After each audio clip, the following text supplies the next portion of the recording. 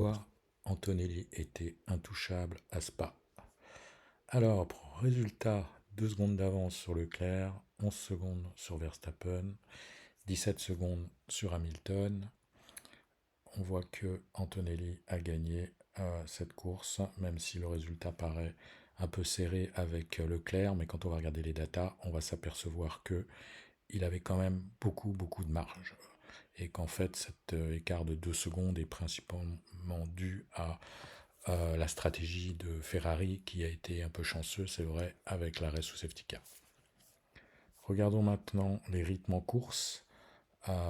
Sans surprise, Antonelli est le plus rapide, avec un rythme moyen inférieur à 0,2 secondes sur Leclerc, un peu plus de 0,2 secondes sur Verstappen et 0,3 sur Norris. À noter que Hamilton est 0,34 secondes plus lent, donc environ 0,1 seconde plus lent que son coéquipier Leclerc. On ne peut pas comparer Russell vu qu'il est sorti au premier tour. Norris est plus rapide que Piastri d'environ 0,3 secondes par tour. Et Hadjar plus lent que Verstappen d'environ 0,25 secondes par tour. Alors maintenant, on va regarder la régularité parce que c'est un point important. C'est la régularité en air clean. Ça veut dire que la voiture doit se trouver à au moins 1,5 secondes derrière la voiture qu'elle précède. Donc, quand on regarde ce graphe, on a en ordonnée, on a la régularité et en abscisse, on a la vitesse. Donc, plus on est dans ce carré-là, plus on est rapide. Et plus on est en bas du carré, plus on est régulier. Alors, qu'est-ce qu'on constate? On constate que Antonelli est extrêmement rapide et régulier, que Verstappen est un petit peu moins rapide, mais plus régulier, et que finalement Leclerc et Verstappen sont aussi rapides, bien que Verstappen soit un peu plus régulier. En termes de vitesse pure, en air clean, on se rend compte que Norris était extrêmement rapide, ainsi que Hamilton. Ils étaient même un tout petit peu plus rapides qu'Antonelli. Alors je précise, c'est toujours en air clean, c'est-à-dire lorsqu'ils n'avaient pas de voiture devant eux. Hadjar avait un très bon rythme, à peu près similaire à celui de Verstappen, mais un peu moins régulier. Piastri est en retrait en termes de rapidité, de vitesse. Ensuite, on a Lindblad et Bortoleto. Donc là, on a vraiment un groupe, je veux dire ici, on a vraiment un groupe de pilotes qui se vaut en termes de vitesse en air pur, avec des différences de régularité. Généralement, un pilote très régulier, c'est un pilote extrêmement fort, qui est capable, comme Vettel était capable de le faire en 2010-2011, c'est-à-dire qui tourne toujours de la même façon, comme une horloge suisse. Bien sûr, le fait que Norris et Hamilton soient moins réguliers, ça ne veut pas dire qu'ils sont de moins bons pilotes, mais ça veut surtout dire qu'ils étaient dans le trafic. Et c'est évidemment ça qui explique, surtout pour Hamilton et pour Norris, la différence de régularité. Voilà, à l'autre échelle, on voit que Stroll était extrêmement lent, ainsi qu'Alonso, qui a eu des problèmes. Voilà. Maintenant, on va passer à la stratégie. Donc, je compare Antonelli et Leclerc. Donc, en termes de stratégie, c'était la même stratégie, hein. Antonelli s'est arrêté avant Leclerc. Donc, ils ont commencé sur des médiums, puis sur des hards. Mais là où ça devient intéressant, c'est quand on regarde le lap by lap. Et là, on s'aperçoit qu'en fait, vous voyez, là, la pente, elle descend, c'est-à-dire que en fait, Antonelli est plus rapide que Leclerc. C'est-à-dire qu'il est parti en tête, et puis il a creusé l'écart, il a creusé l'écart, il a creusé l'écart. Ensuite, il y a eu l'arrêt sous safety car, il est passé devant.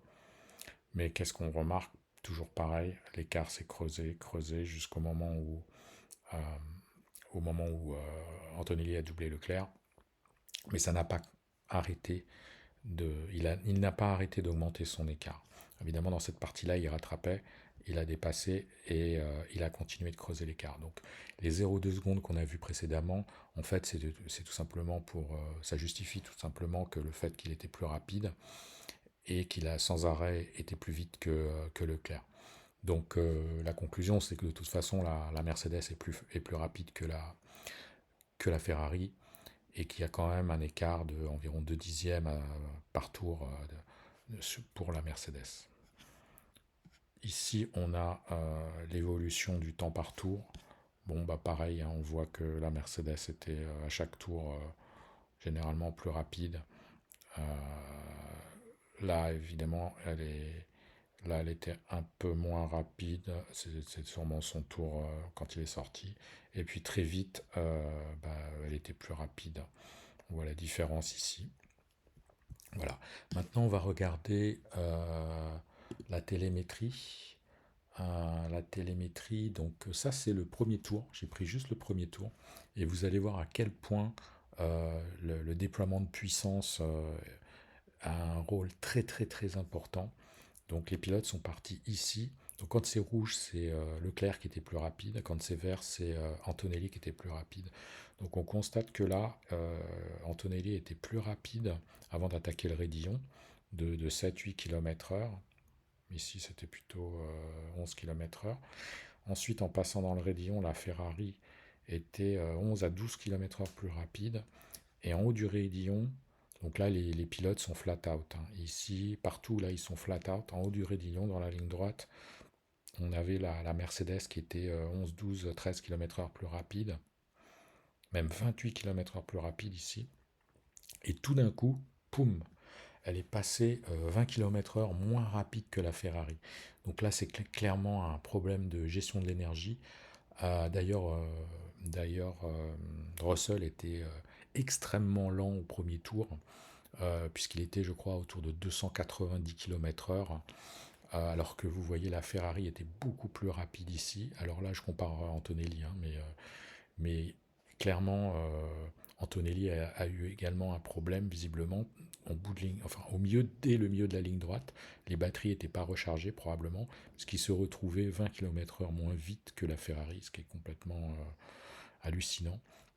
Et au freinage, il a dû freiner plus tard, et c'est pour ça qu'il s'est retrouvé plus rapide. Mais bon, vous voyez, ces différences de vitesse sont assez impressionnantes. Là, on a la Ferrari qui est 10 km/h plus vite. Là, on a la Ferrari qui est 10-15 km/h plus vite. Et tout d'un coup, poum, la Mercedes se retrouve 13 km/h plus vite, 25 km/h plus vite. Donc ça crée des différences de vitesse extrêmement élevées, cette gestion de l'énergie, qui peuvent être dangereux par ailleurs, puisque les différences de vitesse parfois peuvent atteindre 40-50 km/h entre deux voitures. Et on le voit très bien sur ce graphe, surtout en début de course, parce qu'il y avait des problèmes effectivement de gestion de l'énergie tout au début. Certains pilotes sont partis avec pas de batterie tout simplement, donc 500 chevaux quoi, au lieu de pratiquement le double. Ensuite, on peut regarder le benchmark, donc en pneu hard, donc c'est la deuxième partie de la course. Et là, on s'aperçoit que, sans surprise, Antonelli est plus rapide d'environ 2 dixièmes par tour. Hein, c'est ce qu'on a vu dans le premier tableau. Donc la vitesse moyenne, elle est similaire. La vitesse max, elle est également similaire, 325, 324. Donc là, il ne faut pas oublier qu'on a déjà fait beaucoup de tours. Hein. On n'est plus dans le premier tour où on avait ces problèmes d'énergie, de batterie. Au niveau de du full throttle, donc la flat out, lorsqu'on est à fond, on est à 76% pour Leclerc contre 74% pour Antonelli. Donc Leclerc est plus souvent à fond de 2%, et au niveau du freinage, c'est pareil. Voilà. Donc Leclerc est plus souvent à fond, mais il freine à peu près le même pourcentage du temps qu'Antonelli. Voilà, ici on a la différence de vitesse entre donc sur 17 tours je crois, ouais 18 tours. Voilà. Donc c'est 18 tours. Sur ce tableau on a les 18 tours avec les mêmes pneus et une usure similaire. Donc ce qu'on constate c'est que la Mercedes globalement est plus rapide. En bleu, on voit en bleu la différence, alors elle n'est pas énorme, hein, mais c'est sur 18 tours, donc c'est une moyenne en fait. Et on voit qu'à l'approche du raidillon, elle est plus rapide, et en haut du raidillon, elle est légèrement moins rapide. Bon, c'est négligeable à 1 km/h. Et en bout de ligne droite, elle est plus rapide. Donc on voit, de toute façon, il y a une meilleure gestion de l'énergie sur la Mercedes.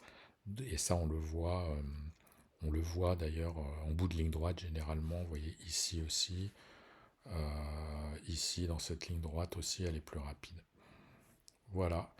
On peut terminer en regardant les duels.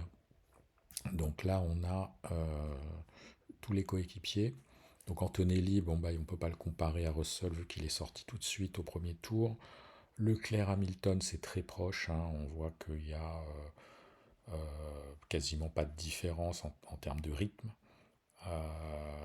Adjar, Verstappen, on a 0,1 dixième de différence en termes de rythme, donc c'est très très proche également. On voit que Norris était quand même moins rapide que Piastri. Une grosse différence chez Williams entre Bortoleto et Hülkenberg. En termes de rythme, on voit également ici que que Lawson était nettement moins rapide que Lindblad. Lindblad très très fort. Hein. Chez Alpine, ça se vaut. Où est-ce qu'il y a des grosses différences? Ici, chez Williams, entre Sainz et Albon, Sainz était quand même nettement plus rapide. Chez Cadillac, sans surprise, Pérez beaucoup plus rapide que Bottas. Et chez Aston Martin, bah, Alonso, comme d'habitude, plus rapide. Voilà, donc j'espère que cette vidéo vous a plu. Abonnez-vous et surtout suivez bien la chaîne car d'autres analyses vont sortir dans les jours à venir. Merci beaucoup, ciao, à la prochaine.